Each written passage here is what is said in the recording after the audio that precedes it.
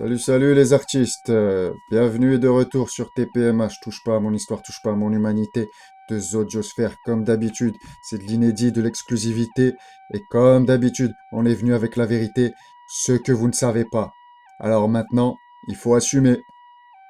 Alors, on va parler des Arabes, des Wahhabis, Wahhabisme.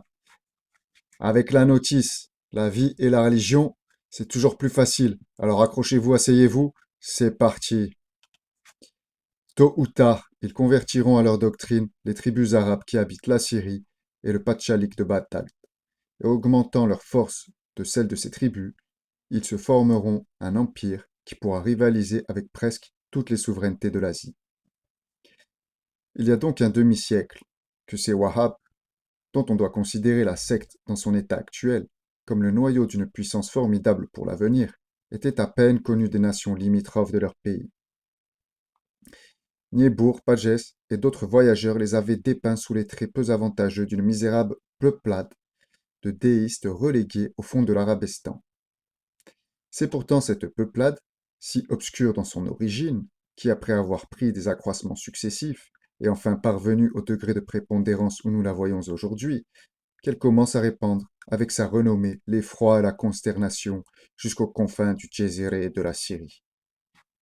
Quand on vient à examiner les dogmes, la vie austère et turbulente, l'ambition démesurée et le fanatisme religieux des Wahhabis, on est porté à croire qu'ils descendent des anciens Karmates, peuple féroce et sanguinaire, qui, sous les califes abbassides, s'était rendu le fléau du musulmanisme et la terreur de l'empire arabe.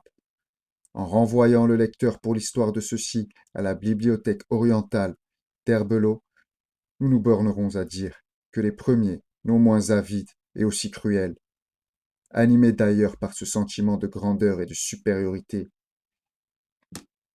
qui fait tout entreprendre et oser, semblent s'appliquer, depuis qu'ils figurent dans le tableau des nations de l'Asie, à marcher sur leurs traces belliqueuses et à reculer de plus en plus les limites d'une croyance et d'un dogme d'une domination, qu'ils ont fait revivre par le fer et la flamme.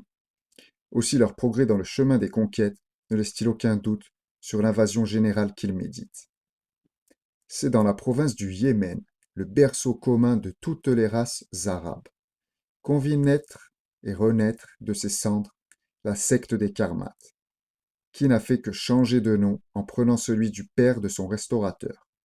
Ce dernier s'appelait Cheikh Mohammed et était fils d'Abdel Wahhab et petit-fils de Soleiman. Il appartenait à la tribu des Nedjidis, une branche de la horde de Témim. Il réunissait l'audace et la prudence au grand art de persuader ses semblables, en prenant avec eux ce ton d'autorité qui subjugue et entraîne les esprits vulgaires, art essentiel à tout législateur qui veut régénérer sa nation et exercer sur elle un pouvoir absolu. Suivant la tradition commune, Sulayman, qui était de la race des Séides, ou descendant du prophète, ayant vu en songe sortir de son nombril une flamme dont la lueur se répandait au loin dans le désert, et en couvrait les habitations, s'éveilla en sursaut, et courut demander l'explication de son rêve à ceux qui se mêlaient de prédire les événements futurs. Les devins lui annoncèrent qu'il lui naîtrait un fils doué des plus grandes qualités, lequel convertirait les peuples et deviendrait le chef d'une religion nouvelle, et le fondateur d'un puissant empire. La prédiction s'est en effet accomplie, non pas dans Abdel-Wahhab son fils, mais dans son petit-fils, Cheikh Mohammed.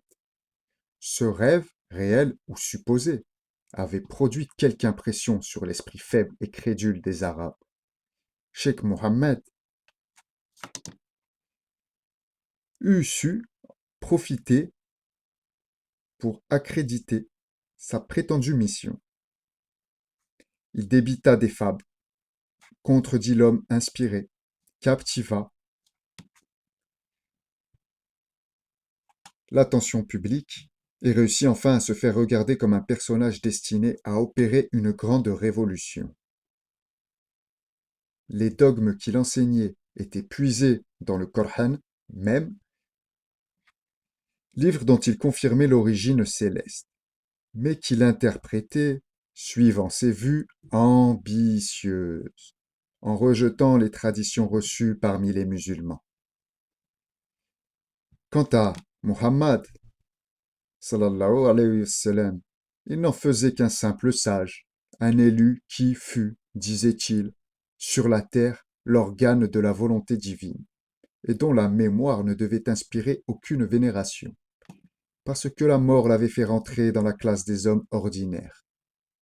En conséquence, il défendit qu'on lui adressât des prières, et proscrivit avec la même sévérité les hommages rendus aux prophètes des Juifs et des chrétiens, annonçant que le souverain auteur de toutes choses, offensé de l'espèce de culte que les peuples vouaient à des créatures sorties de ses mains, l'avait envoyé vers eux pour les ramener dans la voie du salut. Il ajouta que ceux qui ne profiteraient point de ces instructions salutaires devaient être regardés comme des impies, dignes de tous les supplices. Attendu qu'il outrageait la majesté du vrai Dieu en lui associant des êtres que sa toute-puissance seule a daigné tirer du néant. En commençant sa carrière prophétique par des exhortations secrètes, Cheikh Mohammed gagna quelques prosélytes, mais leur nombre était circonscrit dans les étroites limites de sa tribu.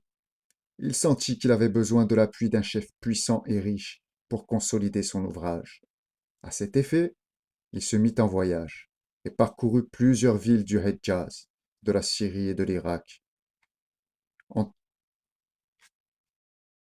Oh liberté, viva la liberté, oh liberté, في عشق اللي بوجه